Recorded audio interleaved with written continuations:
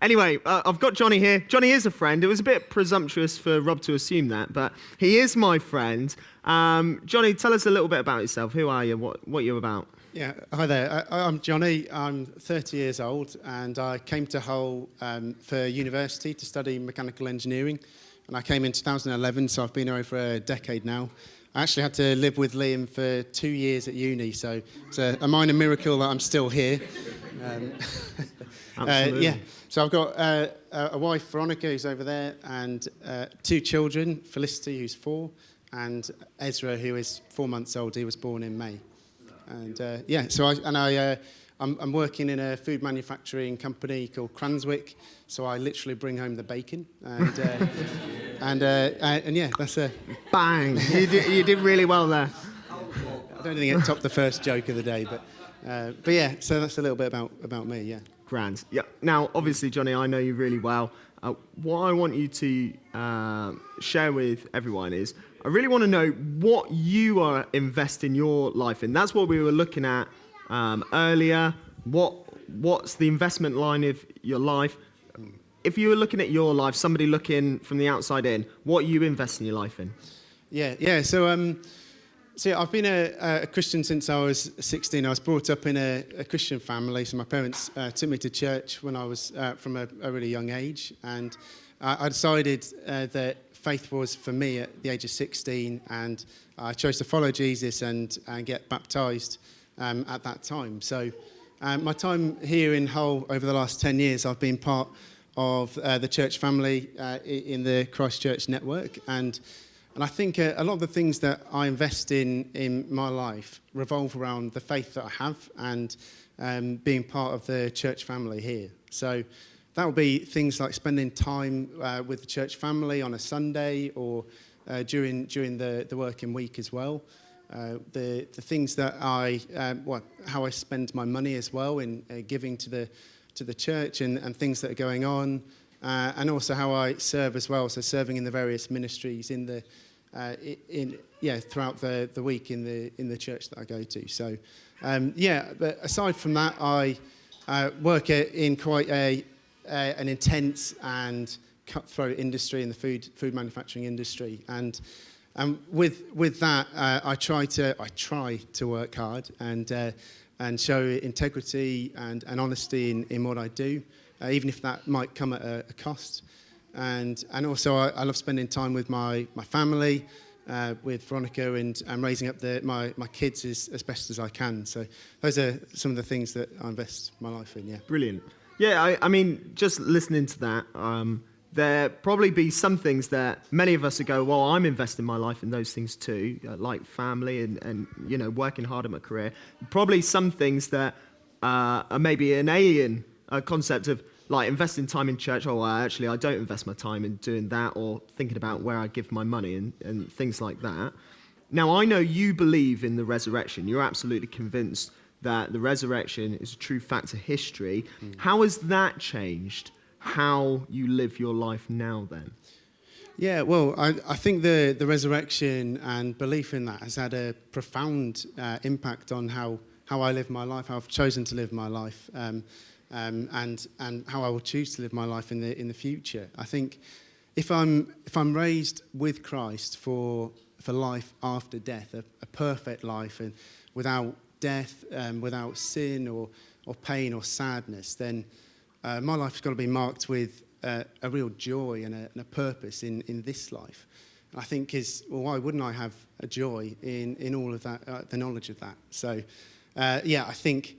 That's how it's had a major impact in how I live my life, and I think throughout my Christian life, I think there's been changes in how I think, what I say and do, and what I spend, how I invest my time and my money, and how I talk to people, and even to the point of how I deal with adverse circumstances as well. So yeah, it's had a big impact in that sense, and I think ultimately it's about what I invest.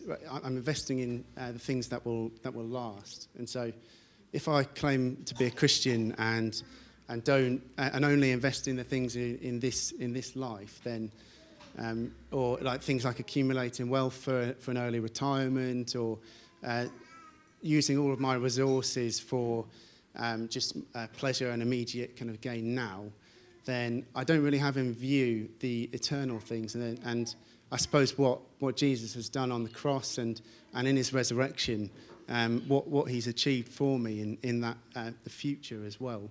So I think those are the things that, or the reason why I invest in those sorts of things. Yeah. Brilliant. You spoke about comfort in adverse circumstances as well.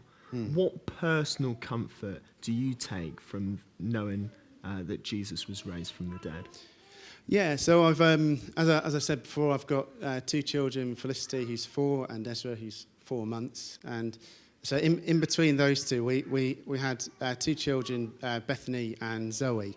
And so unfortunately, they died in childbirth, and that was obviously a really hard circumstance. They had a serious birth defect, and we kind of knew that quite early on in the pregnancy. And I suppose we were confronted in this situation with death in this world and sickness. And I think that was hard. I'm not going to lie and say it's an easy thing to process and kind of come through that. But what I can say is that believing in Jesus, believing in the resurrection, had a profound impact on how would deal with that situation. So yeah, you were talking about how Jesus had conquered death, and on Bethany and Zoe's gravestone, we've got a verse from the Bible in 1 Corinthians, and it says, "Death has been swallowed up in victory." And I think as a Christian and believing in the resurrection, we have that hope. We have the hope of life after death, and that's where we know that our two little girls are. They're with Jesus. They're made perfect, and so yeah, that's been an immense comfort for us. And then fast forward 2 years, Ezra came into the world, and that wasn't plain sailing either. So in quite extreme circumstances, Vi had to get rushed into hospital because Ezra came 2 months early on my birthday. So he's stolen my thunder for all of my subsequent birthdays. But yeah, so I think it was a matter of minutes really, and Veronica was basically could have died, and again we were confronted with the realities of this world and the world that we live in, and Veronica told me after that when she went into the theatre, she had a peace and a contentment even in that extreme circumstance because of the faith that she had in Jesus and the knowledge of the resurrection and the life to come. So I feel that, yeah, those things have been, the truths of the Bible, the truth that Jesus lived, died, and rose again, really impacted how we could deal with all of that. And my friends at work, they kind of questioned, well, how can you still have a faith after all of that? How can you kind of reconcile that? And I think my response was, well, how could I not? Where would I go? And I don't think I could reconcile what's happened without the knowledge that there is life after death, that Jesus has beaten and conquered death. So yeah, that's what's given us a lot of hope and comfort in that time. Yeah. Brilliant, Jonny. I was joking around earlier. You are a good friend to me. Well, and no, you are, and you are an encouragement to me to consider and look again to the resurrection and see actually that that's where I need to be pointed to. For all the difficulties we face, actually, we can take comfort that the ultimate thing, death and sin, is dealt with by Jesus. And I would implore you to consider not only the claim that this is just a fact and you just got to deal with it. Actually, this is what you need to hear, isn't it? And it's not just soothing words to help you live life with a Christian crutch. Actually, it's what you need to hear, but it's something you can rely on, a fact, a history that you can base your life on. Thank you very much, Jonny. Cheers.